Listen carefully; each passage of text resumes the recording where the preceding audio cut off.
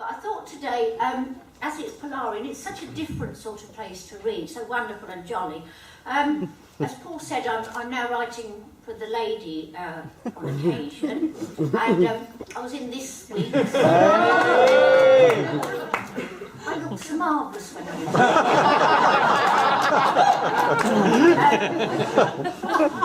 I don't know why you laugh. And I've written a little bit about neighbours. I've edited it to make it shorter. But to anyone who follows me perhaps on Facebook or knows me, they know I have a neighbour, Les, next door. I've had to change him to Ted next door for fear of litigation. He knows he's being lampooned, he just can't quite find out where.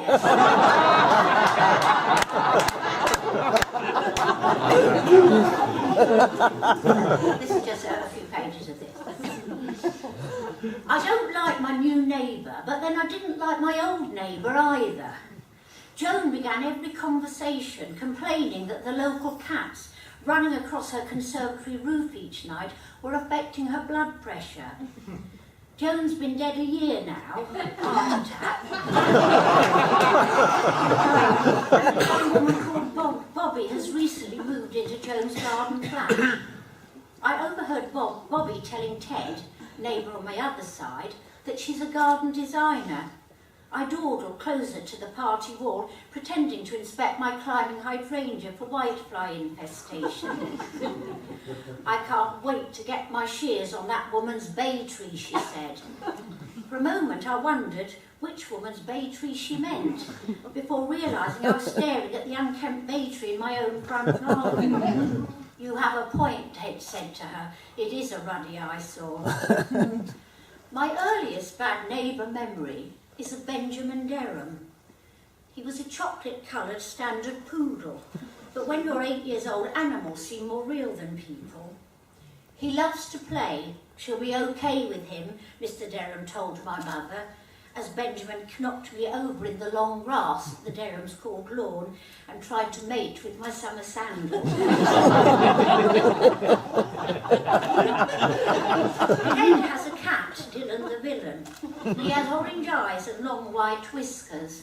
Dylan, not Ted. Dylan sneaks into my house and copiously sprays my computer wiring, the fridge door, and once my ankles when I fell asleep upright in a chair. Ted found this highly amusing. What can you do with him? He's a sod, Ted said, smiling. Well, Ted, you might try smacking him lightly on the snout with the rolled newspaper, telling him off, or even clearing your throat in an authoritative manner, I thought.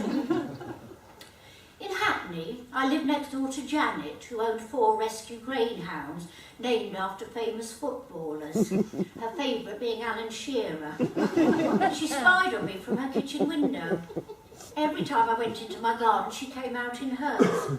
After a few weeks, she began to come further out, till she was so far out, she and Alan Shearer had actually climbed over my fence and were in my flat.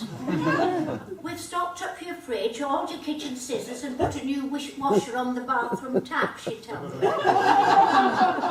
Janet always spoke as if she and Alan Shearer were an item. They'd make themselves comfortable on my sofa.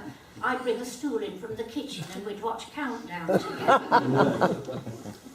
From Hackney to Hastings, where as neighbour goes, Ted isn't bad, although there are frequent awkward moments that sometimes last the best part of a month. Ted is artistic with a fondness for the nude female form. There was the winter he became obsessed with papier-mâché and made me a mermaid, naked from the fishtail upwards. Friends said that facially the mermaid resembled me. But I don't have tiny eyes and a lantern jaw, do I? Well, do I?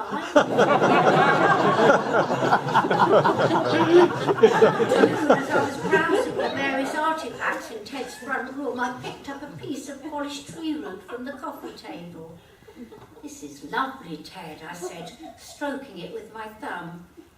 It's Apollo and the nymph Daphne, Ted said. I realised I was holding two headless people sexually entwined. I was actually stroking Apollo's left buttock.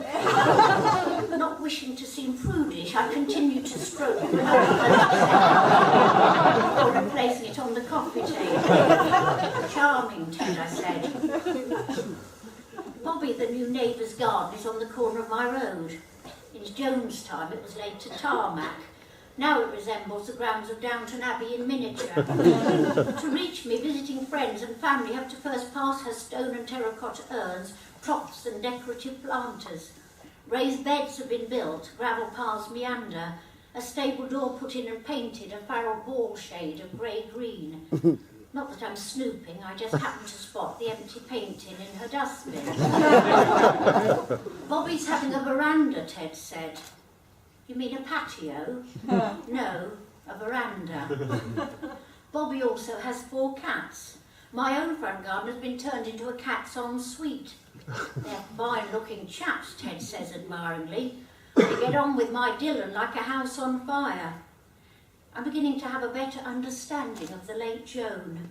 I imagine my blood pressure, like a cloud of hot steam, rising up through my hair follicles as I snap, "It's not your perennial geraniums, they're wiping their bottoms on me."